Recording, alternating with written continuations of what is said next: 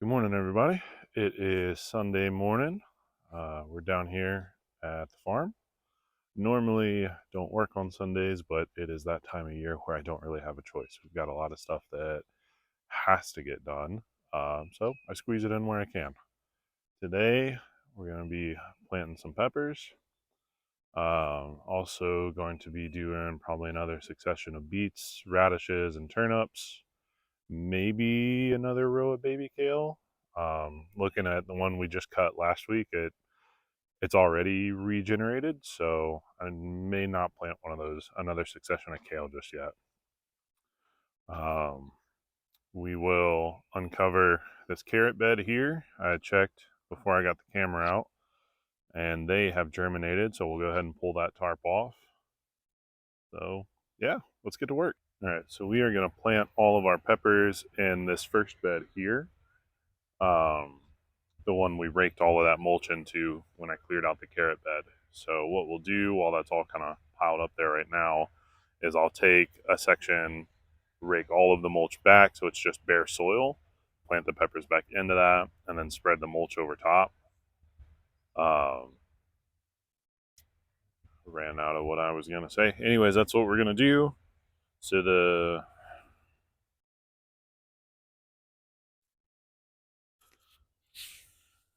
all right, so I'll start just by raking back a section of this.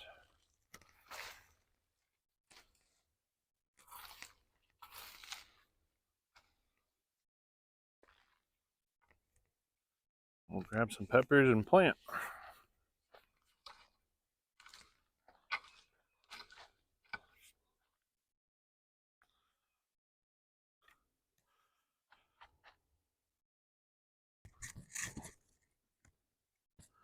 So the first ones I'm going to put in here are called Cali Wonders. They're just a big bell pepper, sort of what you'd buy at the grocery store. Just a couple of these. Oh, I couldn't find my garden spade this morning, so I just stole my son's little shovel, and we'll use it just to dig a little hole for these peppers to go into.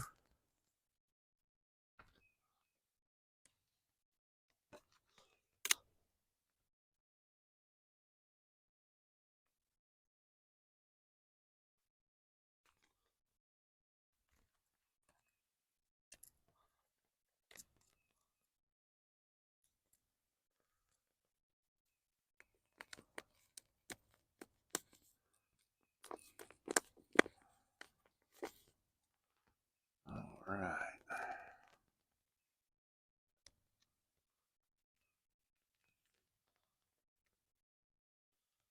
And there we go.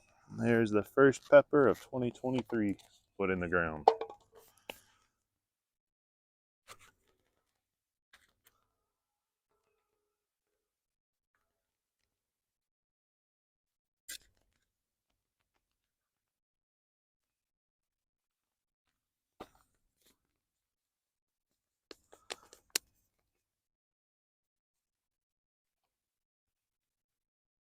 What I'm doing here is just kind of breaking up the roots on the bottom just a little bit. I don't want to disturb them too much,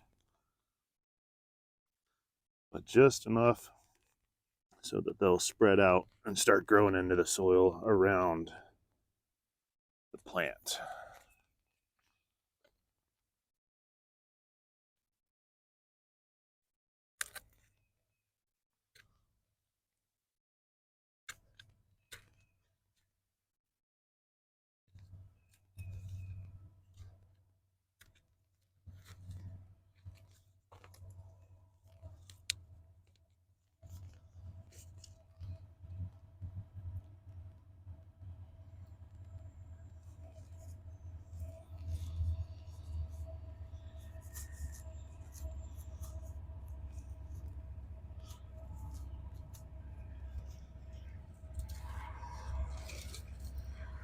All right, so you guys probably don't want to watch me do all this, at least in regular time.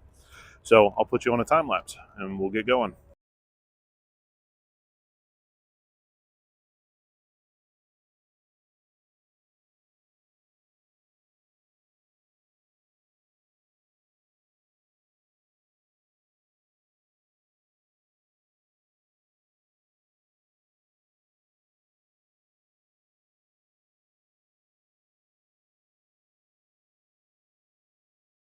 All right, so while I'm doing this, as I'm digging the holes for these peppers to go in, I just want to take a second and stop and talk about the power of cover crops and building healthy soil. So each one of these holes I've dug for these peppers, we've got about 20 of them in so far. Every time I dig that spade into it, look at all the earthworms we're finding. There's one. There's another one right here. Two. Three. Four. I accidentally cut that guy in half. There's five. There's a ton of earthworms in the soil here. We have a lot of them over there, but not nearly this many. And the only difference between that side and this side is that last year I planted a cover crop here of sorghum Sudan grass, sun hemp, and I think there was some soybean mixed in there too.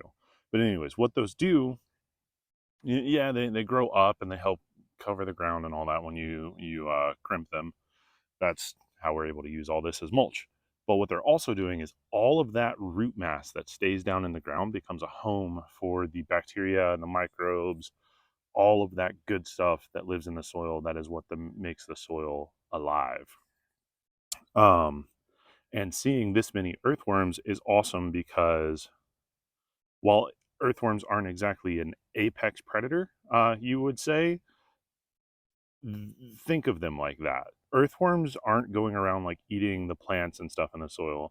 They're eating the bacteria in the soil. So to have this many earthworms means that there is a good ecosystem in your soil. They're basically a sign that you have really healthy soil. So it's just super cool to dig in each one of these little holes and find. I haven't found any less than 3 yet.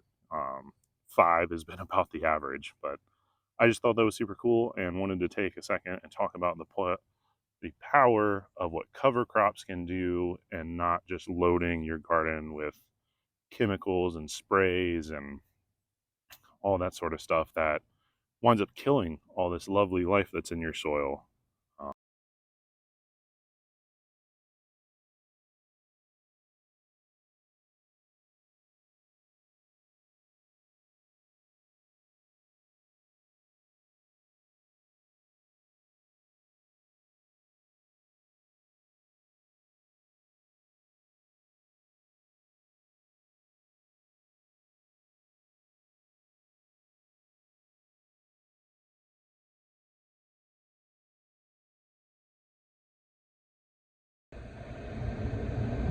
I just realized I never actually told you guys what all varieties of peppers we were planting. I told you one, but none of the rest.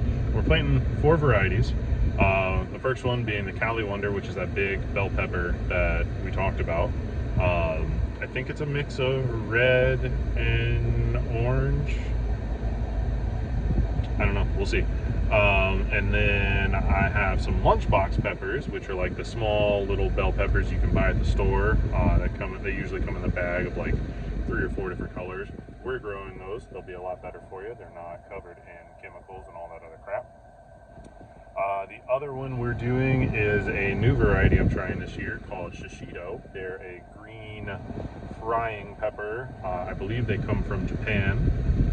And then the last one we were doing is some jalapenos. We gotta have a, jeez, sorry about that. We gotta have a little bit of spicy stuff in there, right?